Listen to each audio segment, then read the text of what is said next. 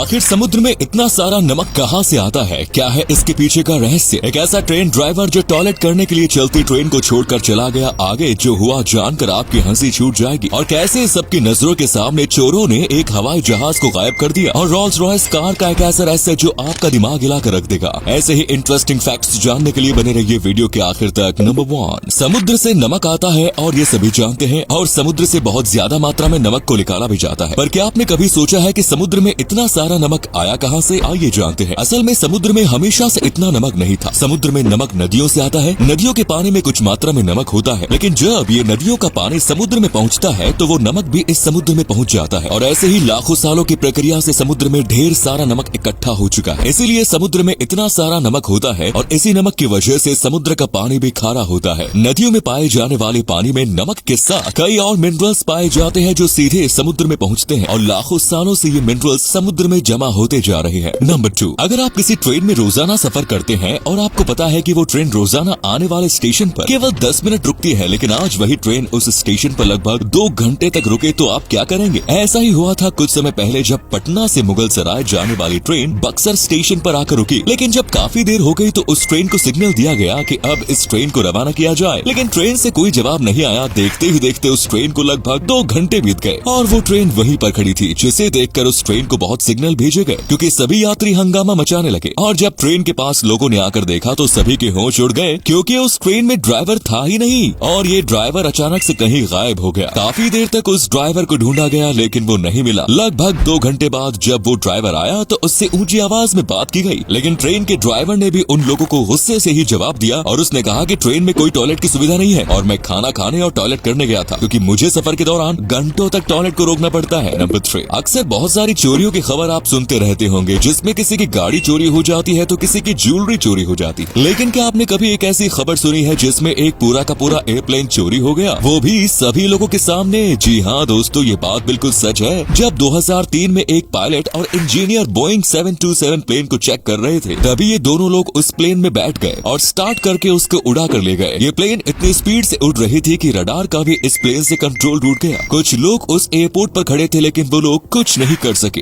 इस प्लेन को आखिरी बार अंटार्कटिक ओशियन में देखा गया, लेकिन तब से लेकर आज तक इस प्लेन के बारे में कोई खबर नहीं मिली। कुछ लोगों का मानना है कि उन लोगों ने इस प्लेन को पेंट कराकर ब्लैक मार्केट में बेच दिया, और इतनी महंगी प्लेन को बेचकर वो आराम से किसी अनजाने आइलैंड में अपनी जिंदगी जी रहे हैं। वहीं कुछ लोगों का मानना है कि ये प्लेन कहीं जाकर क्रैश हो गई है। नंबर 4, दुनिया की सबसे खूबसूरत और महंगी कारों में से एक है रोल्स रॉयस, जो अपनी खूबसूरती के लिए जानी जाती है, और हर एक व्यक्ति का सपना होता है कि वो जिंदगी में एक बार रोल्स रॉयस कार को जरूर खरीदे। लेकिन क्या आप जानते हैं कि जब रोल्स रॉयस का दरवाजा खुलता है तो उसमें एक छाता भी दिख जाता है, जो बटन दबाने पर बाहर निकलता है। पर ये आखिर इस छाते की कीमत कितनी है? दरअसल रोल्स रॉयस का हर प्रोडक्ट काफी महंगा होता है, तो जाहिर सी बात है कि ये छाता भी महंगा ही होगा। ये छाता कोई आम छाता नहीं, बल्कि काफी खूबसूरत छाता है, और इसके खुलने का अंदाज आम छातों से बहुत अलग है। इसी छाते में एक रोल्स रॉयस का लोगो भी लगा होता है, और इस खूबसूरत छाते की कीमत लगभग 52,000 रुपए से ज्यादा है। इस छाते में आपको तरह तरह के कलर भी देखने को मिल जाएंगे। नंबर 5, अगर आप मोबाइल या कंप्यूटर में टाइपिंग करते हैं तो आप लोगों ने देखा होगा कि कीबोर्ड में जो अल्फाबेट होते हैं वो इधर उधर लिखे होते हैं। लेकिन क्या आप जानते हैं कि आखिर कीबोर्ड में ये अल्फाबेट इधर उधर क्यों लिखे होते हैं? क्या कीबोर्ड बनाते समय कोई गलती हो गई थी, जिसके कारण ये अल्फाबेट आज भी वैसे के वैसे ही लिखे जाते हैं? दरअसल जब पहली बार टाइपराइटर बनाया गया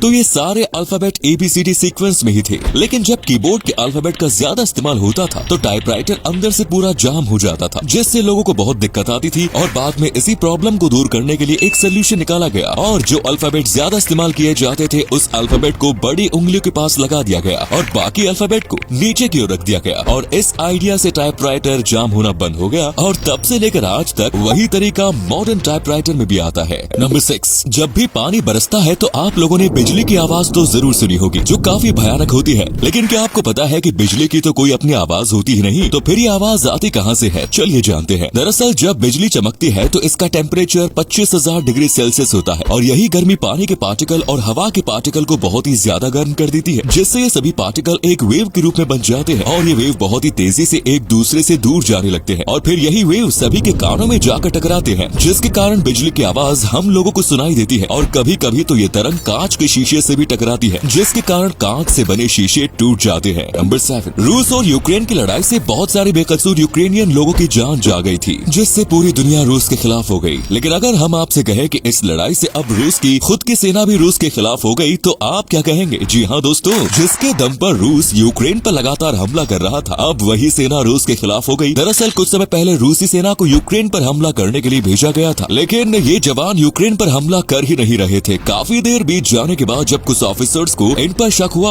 और जब इन लोगों ने वहाँ जाकर देखा तो पता चला कि ये लोग यूक्रेन पर हमला करने से मना कर रहे हैं। उन रूसी जवानों ने कहा कि हम यूक्रेन पर हमला नहीं करेंगे। रूस के रक्षा मंत्री ने उन जवानों को मनाने के लिए अपने आदमी को भी भेजा, लेकिन वो लोग नहीं माने और आखिरकार इन सभी जवानों को कायर करार देते हुए रूसी जेल में डाल दिया गया। और इस काम से पुतिन भी इन जवानों पर बहुत नाराज है। हालांकि इनके हमला न करने की कोई ठोस वजह अभी तक मालूम नहीं चली। नंबर 8, एक ऐसी जगह जहां पर पहुंचते ही कोई भी इलेक्ट्रॉनिक डिवाइस काम ही नहीं करता। जी हां, हम बात कर रहे हैं जोन ऑफ साइलेंस की, जो आज भी वैज्ञानिकों के लिए रहस्य बना हुआ है और उनके समझ में नहीं आता कि आखिर इस जगह पर कोई भी इलेक्ट्रॉनिक डिवाइस काम क्यों नहीं करता। मैक्सिको के चिहायुआन डेजर्ट में ये जगह मौजूद है जिसे जोन ऑफ साइलेंस कहा जाता है। 1970 में पहली बार इसके बारे में लोगों को पता चला जब एक अमेरिकी मिसाइल यहाँ पर आकर क्रैश हो गई। जब रिसर्चर्स उस मिसाइल के क्रैश होने की वजह जानने के लिए उस जगह पर पहुंचे तो उनका जीपीएस गोल गोल घूमने लगा और उनका कंपास भी गड़बड़ करने लगा। काफी शोध के बाद वैज्ञानिकों को ये पता चला कि यहाँ कोई भी इलेक्ट्रॉनिक डिवाइस काम ही नहीं करता है, यानी कि यहाँ पहुंचते ही लोगों का दुनिया से पूरी तरह से नाता टूट जाता है। यहाँ पर भले ही आपके पास कोई भी इलेक्ट्रॉनिक डिवाइस हो, पर उसकी मदद से आप दुनिया से बिल्कुल भी कनेक्ट नहीं कर पाएंगे। आज भी इस जगह को लेकर रिसर्च जारी है, लेकिन वैज्ञानिकों को इसके बारे में ज्यादा जानकारी हाथ नहीं लग सकी। तो उम्मीद है वीडियो पसंद आई होगी। अगर हाँ तो लाइक कीजिए, शेयर कीजिए, कमेंट्स कीजिए। आपका एक शेयर ऐसे ही और वीडियोस बनाने के लिए हमें मोटिवेट करता है। धन्यवाद।